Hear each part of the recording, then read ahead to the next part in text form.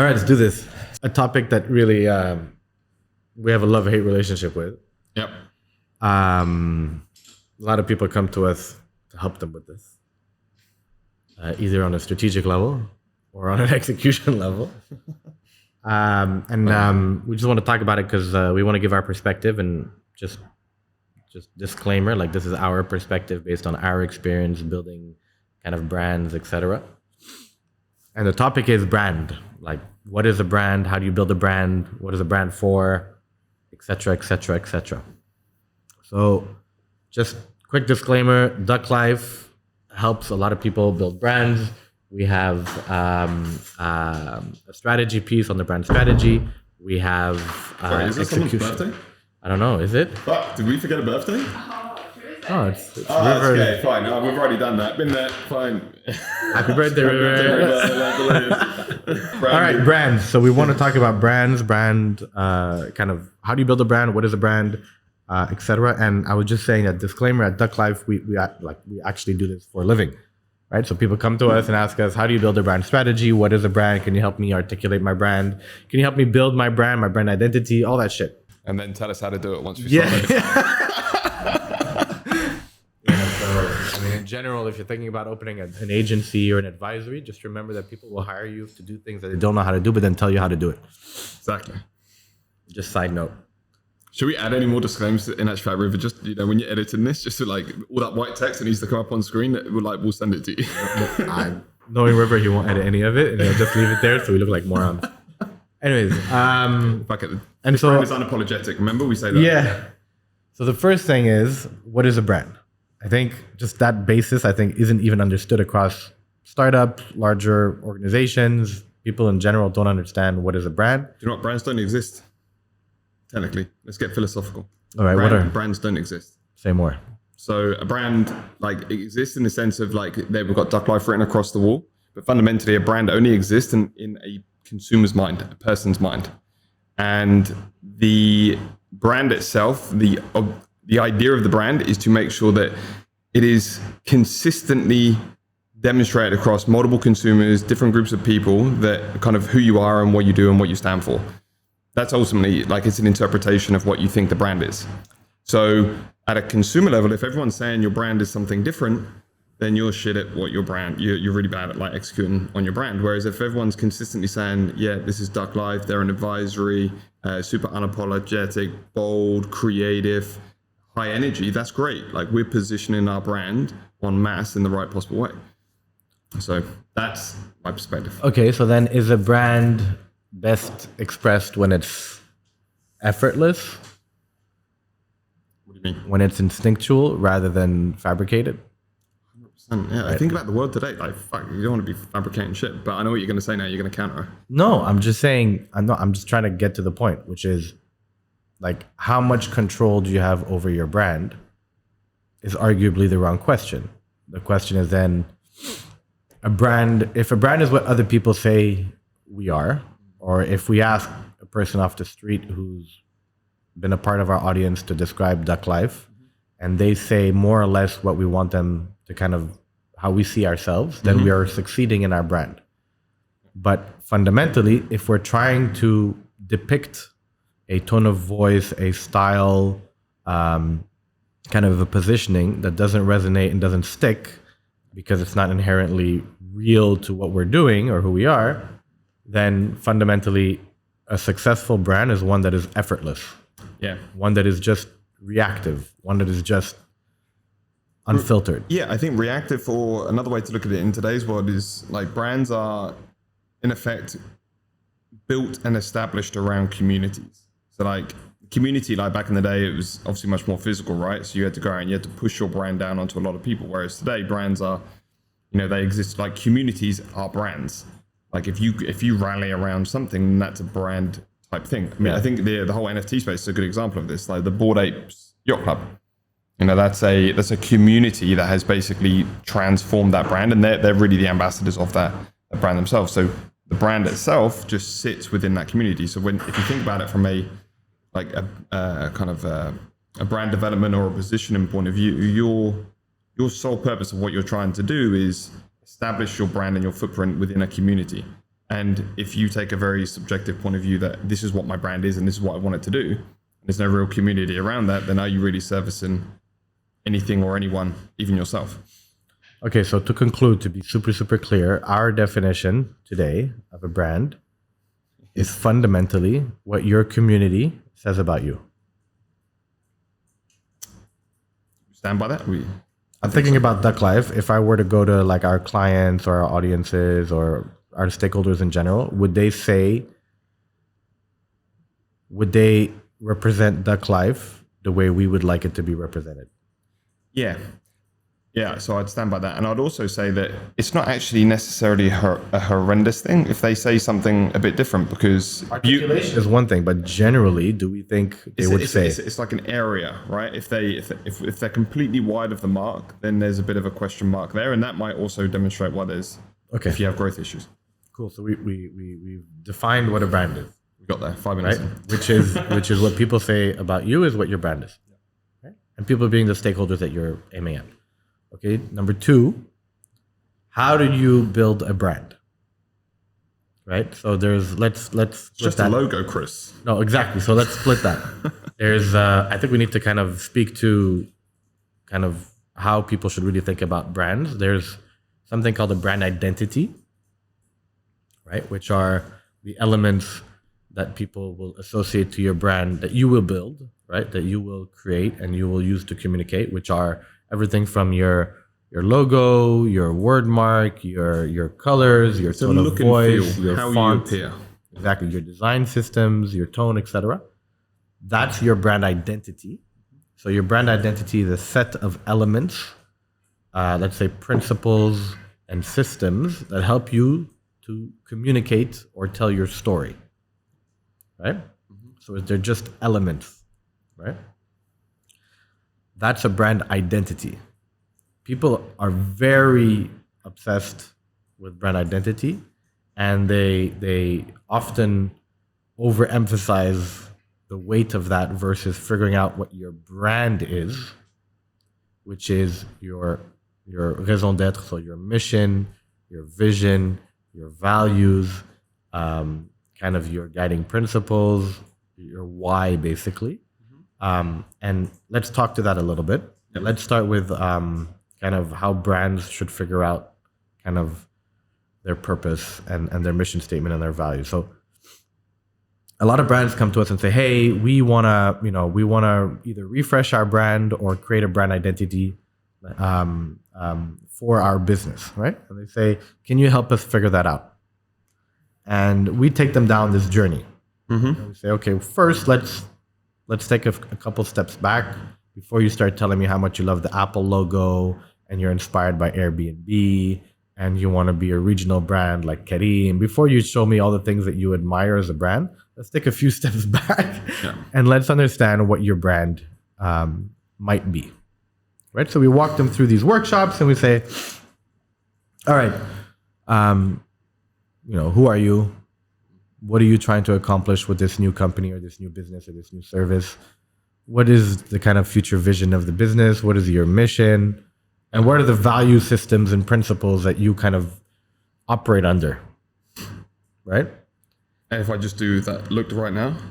Yeah, and that's typically... That's like a deer in headlights, yeah, right? and that's typically what happens, right? And it's funny, it happens with established companies who are rebranding or refreshing their brand, and it happens also with super early stage startups that are trying to figure this out.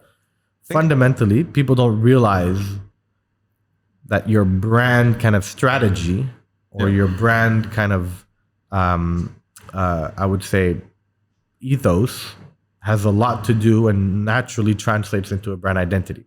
And that nucleus is where everything should start, but fundamentally, people don't understand that. It's not so much understanding. Think about it so we're super close to it, right? We've been doing it for years. It's just... it comes second nature to us, and I think we're far too close to it, at times to understand and respect just how complex and daunting that entire thing is. Because if you think about it, talk about mission, talk about vision, these words get thrown around, and you as a founder or you as someone who's in charge of in establishing a brand, the pressure that comes onto you to really articulate what that is and what that means, particularly depending on your size, if you're early stage or if you're fully established, like the layers of complexity that come with that. So it's quite an intimidating thing, but it doesn't have to be, which I think is kind of where Let's speak to that. develop. But let's speak to that. I think a lot of people are like, okay, I want a mission statement, right? And what do? They do what everybody does typically is they'll Google like Tesla. Tesla's mission statement or Apple's mission statement or Coca-Cola's mission statement, and they'll be inspired by it and they want to have some similarity to it. They don't generally see it as a reflection of their own missions, right? And so people will create mission statements and vision statements and value systems based on trends or based on what kind of they're inspired by personally rather than what might truly reflect what they're trying to do. So just on that as well, we've just spoken about it. What they're trying to do is one thing. So what you think you're trying to do as a brand is one thing, and what you as a founder or you as a group of people believe that you're trying to establish. But again, go back to the community aspect. Like that's the people jump, like they look at it very much through their eyes, not necessarily from the eyes that are going to be using the brand. So what is the kind of purpose and value of this brand in the community's eyes that you're trying to serve? Like that's a different starting point. Now here's the thing.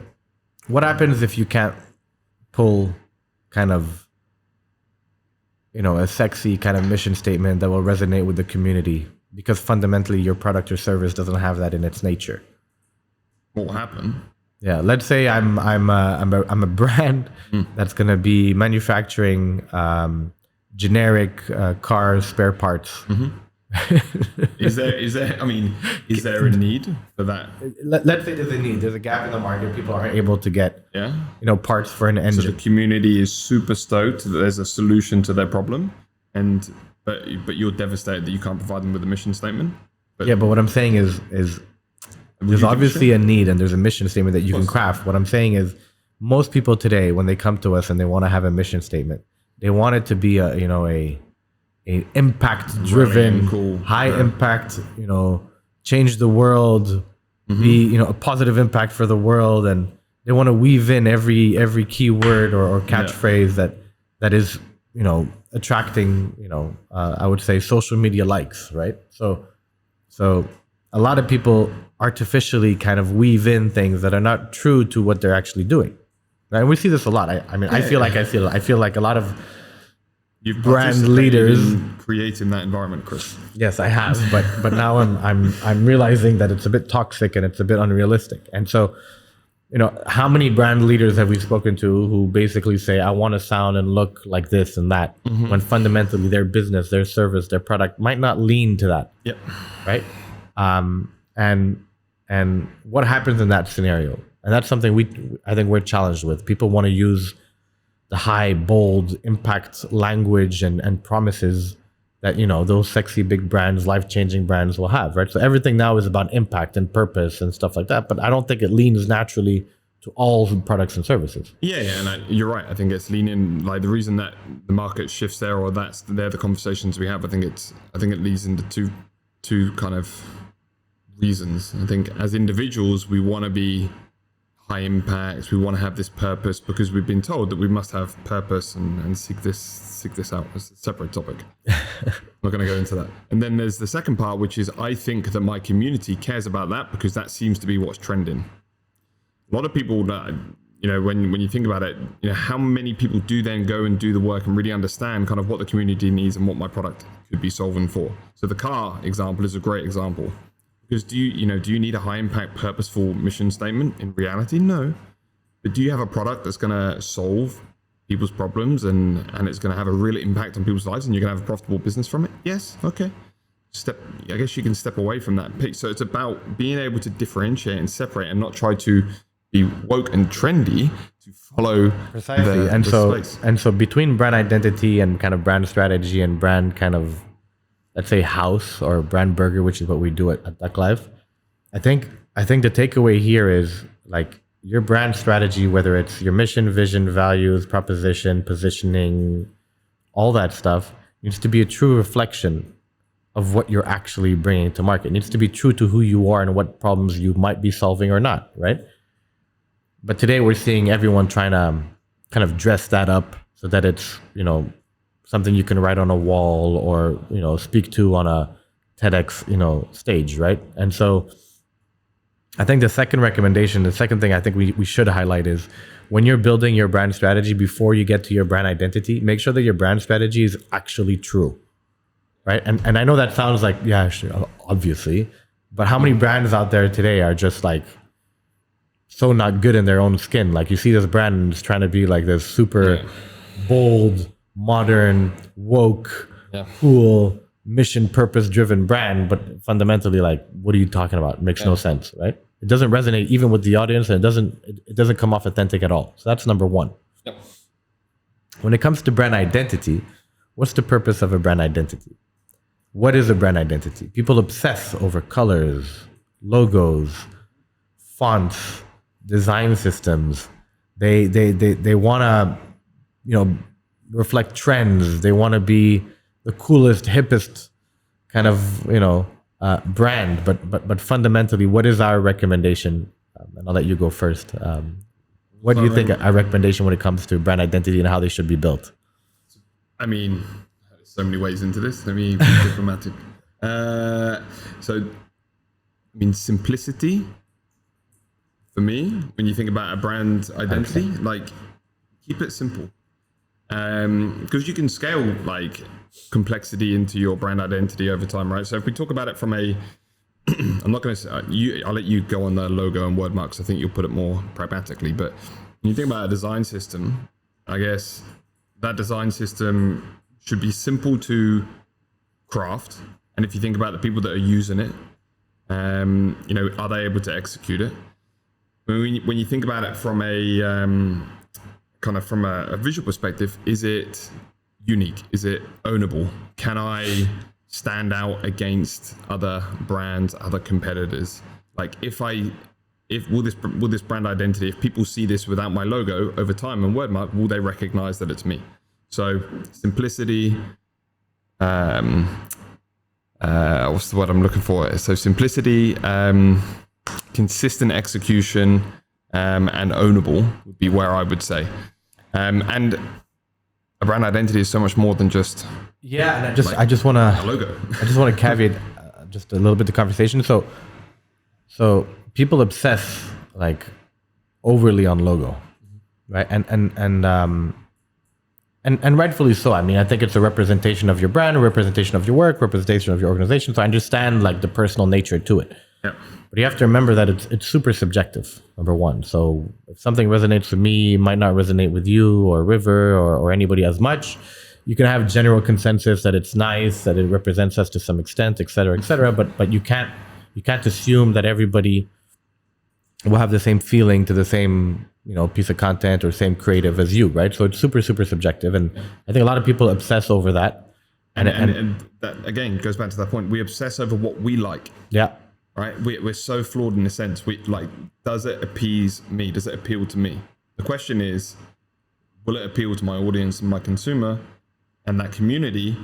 And over time, will it become recognizable to them? Sure, it will over time if you show it to them enough. Absolutely, but I think fundamentally, like the journeys we've gone down with our clients, for example, and brands we've worked at in the past, is how good of a representation of us is it?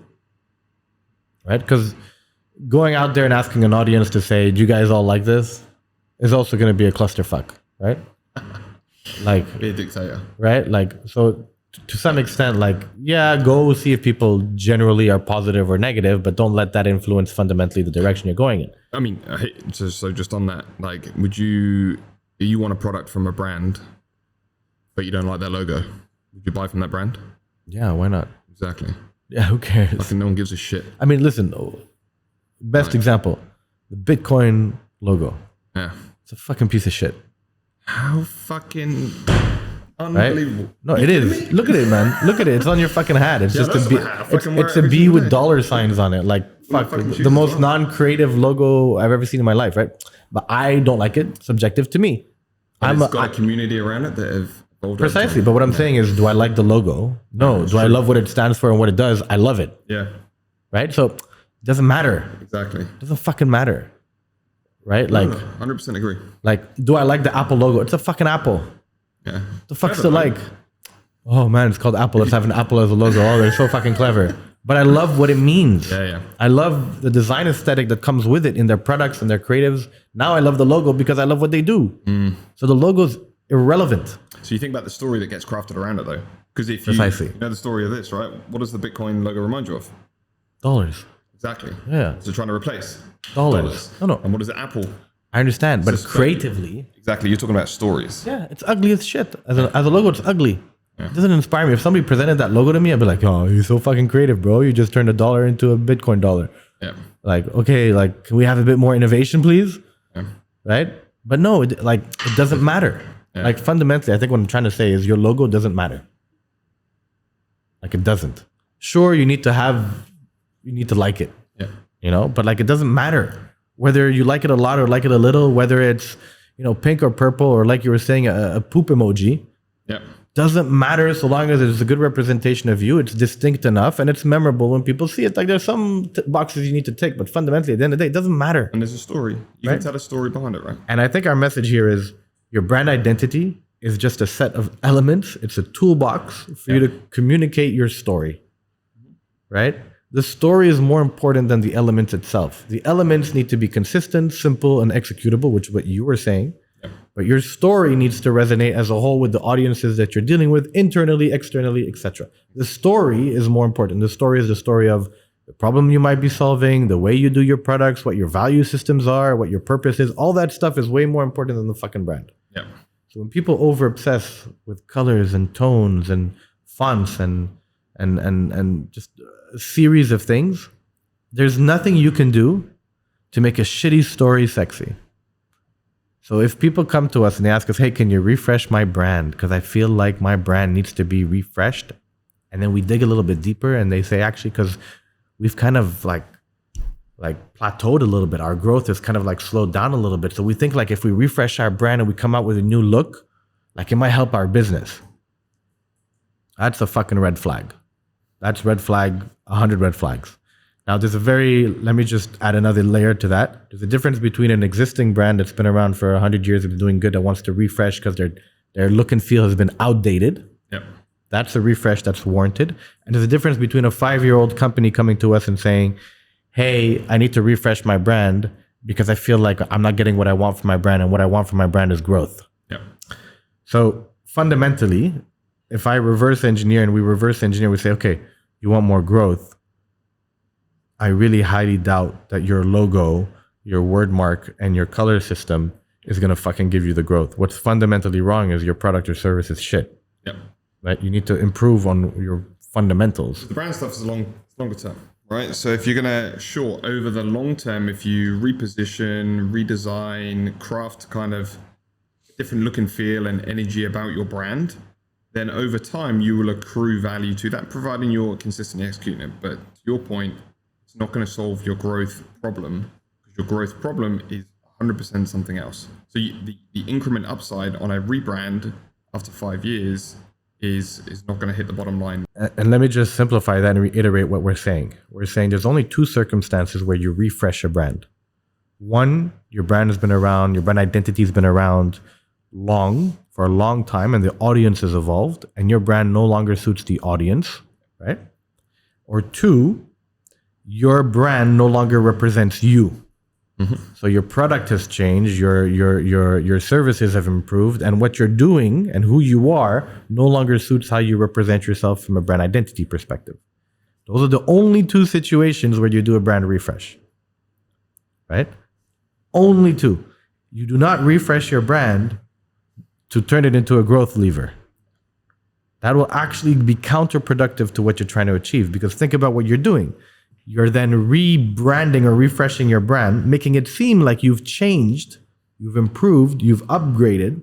But if your product or service has not followed in that change, then you're setting the wrong expectations between what you're promising and looking like and what you're actually delivering on. So on that then, there is technically a third.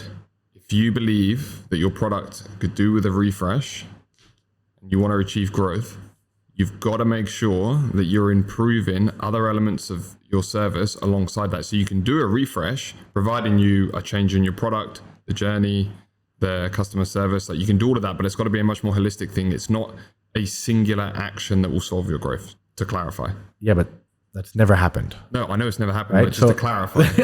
So yeah, if you know you're changing your products and services, you're launching something new, you're doing all these innovations or whatever, and you're changing your experience end to end as a whole, and you're going to rebrand together, totally makes It's sense. almost a relaunch. So less than a refresh. That's like I'm going to relaunch my brand. Yeah, but that's fundamentally assuming that you're going to change everything in your company, and we've never seen that happen. No. I mean, we've heard people say that, Yeah. but it's fundamentally never translated into a reality. It's probably happened, but not that I've seen. In my career, I've heard a lot of people say, yeah, I'm changing this, I'm changing that, we're going to do this, we're going to improve it, we're going to improve in this, we're going to improve in that, and then they launch the brand and nothing's really changed. True. Reminds me a bit of Meta. Say more. Meta. Yeah, Meta. Facebook. They rebranded. They rebranded to try to change kind of positioning, but what's really changed? It's shown their true colors, actually. Exactly. Their evil nature came through much better in Meta than it did in Facebook. Precisely. Yeah. It was almost like a random Hail Mary that just really kind of meaningless to them. It's, to me, and it's super subjective and personal, the new Meta brand has made Facebook seem like a much more corporate, greed, like my way or the highway kind of brand. Yeah. And maybe that's because once they rebranded to Meta, Mark Zuckerberg and on that content engine of their vision of the future came off really Dr. Evil-esque, you know what I mean? So maybe that has a lot to do with it. It's a shame because it's just the way it looks. But in actual fact, is it true? Yeah, it's a good representation. But in fairness, the only thing that I would say, like just to kind of give a bit more of a balanced view on the Meta thing, the one thing that it has done is it has separated out all of the other platforms that Facebook or Meta have from Facebook. Yeah, which is generally good. Which is a good thing. Because if you think about it, Facebook is the one that's being dragged through the mud. Yeah. Like it's Facebook that's the problem, that has like a negative perception. Rightly or wrongly, we won't go down that debate because I think there's two sides to that story that's not necessarily always shown. But I think if you think about it from a Meta point of view now, and you talk about it at a high level, Instagram now seems to feel like, okay, I can use Instagram and it's standalone and I like it. Yeah. WhatsApp, again, like, okay, standalone. I'm no longer associating or attaching that feeling or sentiment to Facebook. And I think if you think about branding over a long period of time, 1 year, 2 years, 3 years, achieved that. I think it is going to achieve that on the long term, in fairness to them. And if that was their objective, which obviously they haven't come out publicly and really articulated that was, then I think strategically it may appear to be a good move. Even though the idea of Meta and the metaverse, it felt like a gimmick or a trend at a time. And also very Dr. Evil-like. So it represented Facebook for sure. I don't think it's a representation of WhatsApp and Instagram. No, true. And if that was the objective, and fundamentally they sort of achieved that, at least in the early days. So I think just to wrap up kind of our position on brand and brand identity, etc. I think what we're trying to say to people who will listen to this is if you're thinking about building a brand or refreshing a brand, your brand identity is an afterthought in terms of priority, and your brand strategy or your brand story is everything. Yeah. And so once you figure that out and you take the time to understand kind of who you are, what you stand for, and what you do, And your community. and as well as understanding who you're speaking to in your community and stuff like that, once you've nailed that down, creating your brand identity is a product of that. Yeah. Exactly. Now, I just want to talk to that a little bit because I don't think people understand that. So I just want to simplify. So, at DUCKLIFE, we think we're bold. And what do we mean by bold? We're unapologetic. We say how it is. We are very outspoken. We're sometimes too outspoken, et cetera, et cetera. And that translated into creating a word mark or logo that has very bold letters, very strong contrast. We have very kind of bright colors like yellow, pink, blue, etc. Mm-hmm. And the type of content we create on social is also high contrast, super bold, super simple, etc., etc. Right? Contrarily, for example, if we were not a bold brand, if we were like more soft-spoken, more corporate, less kind of like crazy or whatever, then that logo wouldn't work. Yep. We need something a bit softer. Our color systems would be softer. Our design systems would be probably a bit more elaborate, less simple, etc. And so only when you know who you are, what you stand for, and who your audience is and all these things, do you create a brand identity that makes sense. Yep. Now, the logo itself, like the actual font and the colors and stuff, are irrelevant. What's important is that it serves the brand kind of purpose and the brand strategy. Mm-hmm. So we could have chosen different colors, we could have chosen different fonts, but the system and the style would always have been roughly the same, right? So we would have, we could have had a duck as a logo. The duck would have been a bit bolder. We used to have a duck as a logo. The first one. Yeah, that's true. Yeah. Our colors would have been potentially different, but as long as they were big, bold colors, It could be any color. It could be red, it could be purple, it could be whatever color we want, as long as they're high contrast and bold and loud, right? But the logo itself is irrelevant. What's more important is what the logo is supposed to represent, which is your brand story and your brand strategy. And that's what we need to make clear. So, if you're going through that exercise, go through strategy first, understand all that stuff, and then your brand identity will become way easier. Yeah. Once you start crafting your brand identity, it's a dictatorship. Mm-hmm. The quote that we always tell our clients is, if you want to make the wrong decision, ask everybody, right? And that's couldn't be more true in brand identity. If you ask too many people their opinion, then you get a very general view of everything, and it's very hard to distinctively pick one style or another because you're trying to appease to too many opinions. The more opinions you are appeasing to, the more vanilla your brand will be. Mm-hmm. The more vanilla your brand will be, the less you'll be able to use it to craft a distinct and ownable position in the market. Exactly. Cool. That is our recommendation. I hope this has been helpful. And that's if you're working with us or if you're working with any agency. In-house, it doesn't matter. Whatever it is, just make sure you follow that thought process. Yeah. Really important. Very good. All right. So any future clients that come to us and haven't listened to this and ask us questions, we're going to send you this podcast first, and you're going to listen to this, and then we'll have the conversation. Absolutely. Yeah. All right. Saves everyone time. Ciao.